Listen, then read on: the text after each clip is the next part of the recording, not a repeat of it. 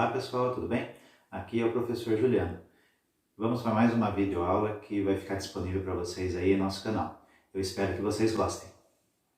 Então pessoal, dando sequência aí nas nossas videoaulas a respeito de redes de comunicação, esta videoaula vamos falar a respeito dos meios guiados que nós podemos utilizar em redes de computadores, até também na parte de telefonia também, né, hoje, que nós vamos abordar aí durante o conteúdo aí das nossas disciplinas, tá? Então, o que seriam os meios guiados? Seria a forma de como nós vamos transmitir o sinal do ponto A ao ponto B. Esta videoaula em específico, ela é voltada ao meio guiado via Ethernet. Nós vamos utilizar esse conteúdo para redes de computadores, tá? Então, basicamente, né, nós temos alguns tipos de cabos, né? Vamos chamar aqui de cabo par trançado. E dentro deste conteúdo de cabo par trançado, nós temos alguns subtipos que nós vamos estudar agora aí, cada um, para que a gente consiga entender as principais diferenças entre eles. Então, normalmente esse cabo é o cabo blindado, tá?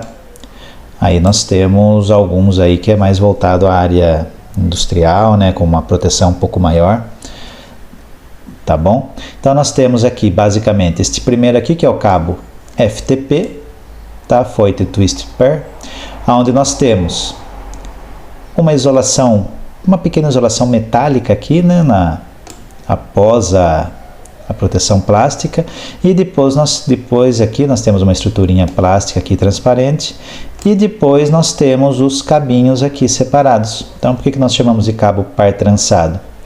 Justamente por causa dessa característica dele aqui, ó. Aqui também nós conseguimos visualizar um pouquinho melhor, tá? Aonde nós percebemos que o cabo, o par dele é enrolado entre dois. Então, cada parzinho desse cabo, ele vai ter uma determinada função no nosso meio de transmissão, tá? Então, por enquanto, né, vamos entender essa parte aqui de isolação, né, que é onde existem as diferenças dos cabos de par trançado. Então, basicamente, nós temos o FTP, onde nós temos essa proteção metálica em todos os pares. Temos também o cabo STP, Shielded Twisted Pair, onde nós temos o shield, que nós chamamos, né, aqui, essa parte aqui, né, esse aqui também podemos chamar de shield, tá? Porém, para este tipo de cabo, nós temos o shield voltado aqui em cada parzinho de cabo aqui de forma individual, tá? Então, esse cabo aqui ele tem uma proteçãozinha um pouquinho melhor aí, né, em relação a esse. E nós temos este daqui, que nós temos as duas proteções, que é o SSTP, tá? Screened Shielded Twisted Pair, tá? Então, aqui nós temos uma proteção metálica, né? Uma malha metálica. Temos a isolação aqui, o shield, para cada parzinho também. Então, esse aqui ele é a melhor opção que nós podemos ter, né, para comunicação de sinais, né? Nós temos várias isolações aqui e ele elimina bastante aí, né, alguns itens que podem ter interferência na nossa comunicação.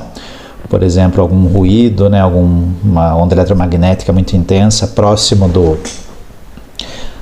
do meio de transmissão, né? Esse cabo seria a melhor opção. Porém, né, vamos nos atentar a respeito dos custos, né? Quanto melhor é o cabo, maior proteção teremos, muito provavelmente o custo desse cabo vai ser um pouco mais elevado, tá?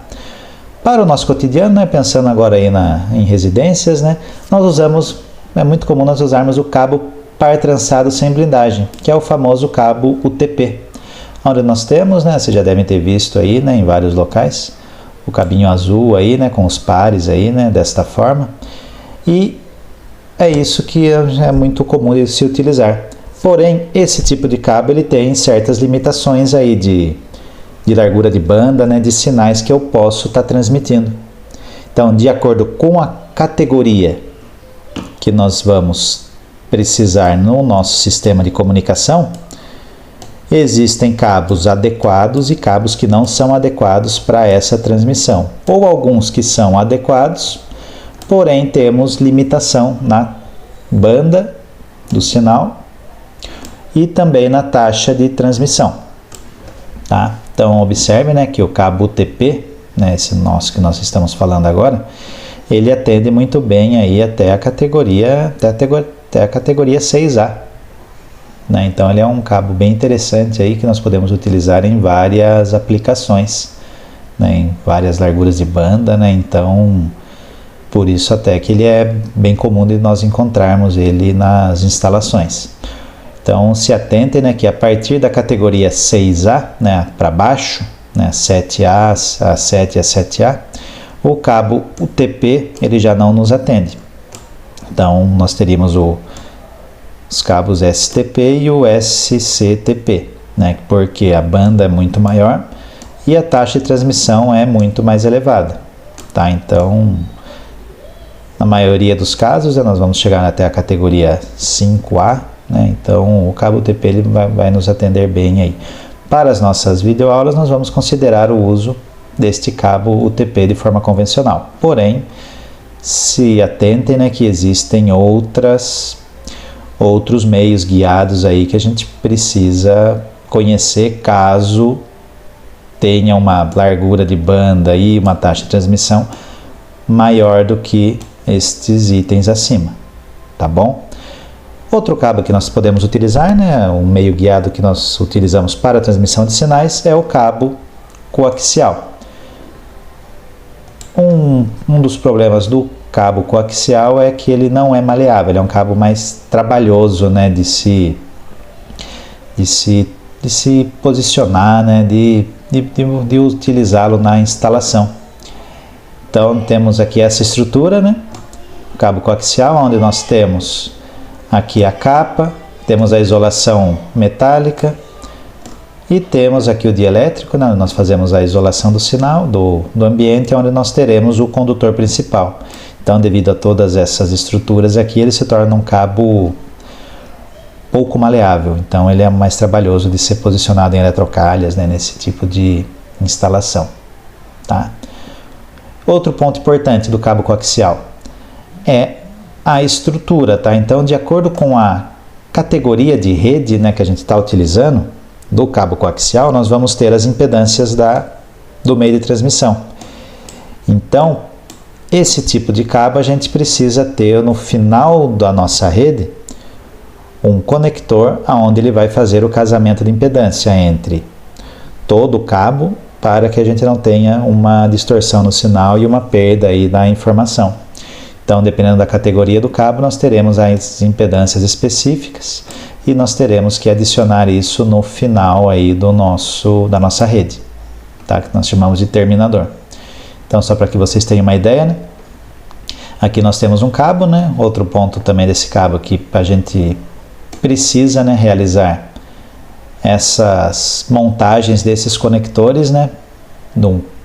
Quando nós tivermos um usuário aqui, por exemplo, né, a nossa rede continue, nós temos que colocar um conector em forma de T, montar um conector deste outro lado e montar um outro conector deste lado aqui, caso a nossa rede continue, tá?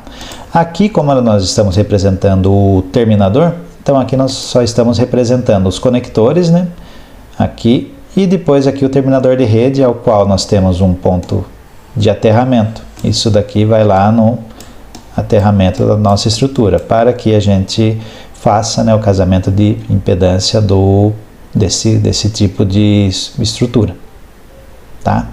E outro meio guiado muito importante, né, que nós vamos estudar aí também, são as fibras ópticas, né? Então é o que possui de mais novo aí, né? Temos muitos casos aí, né? A maioria dos casos hoje são utilizados comunicações e sinais através da fibra óptica, principalmente quando nós temos que alcançar distâncias muito longas de transmissão de sinais, tá? Então ela se baseia, né, a respeito na transferência de luz, né, entre os pontos, né, do ponto A até o ponto B, e a gente consegue, através de circuitos, realizar essa interpretação de qual informação que está chegando. Tá?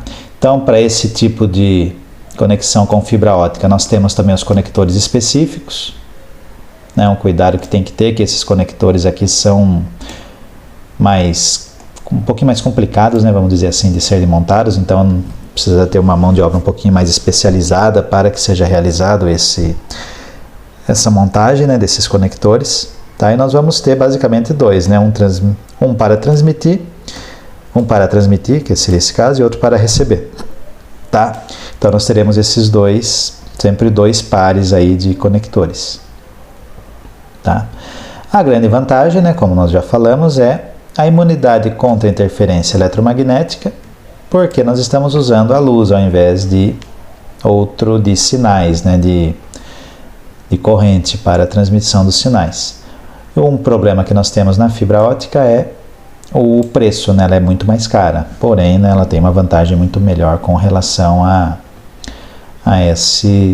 parte de comunicação, né? Até por isso que ela é empregada mesmo quando nós trabalhamos em distâncias mais longas, né, de comunicação de sinais.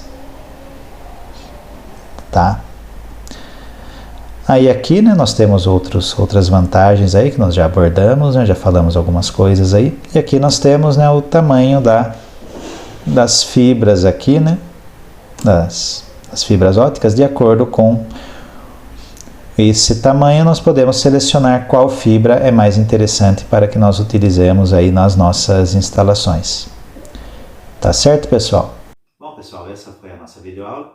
E se liguem aí em nosso canal, que nós teremos vários outros vídeos aí que serão disponibilizados para vocês. Até a próxima!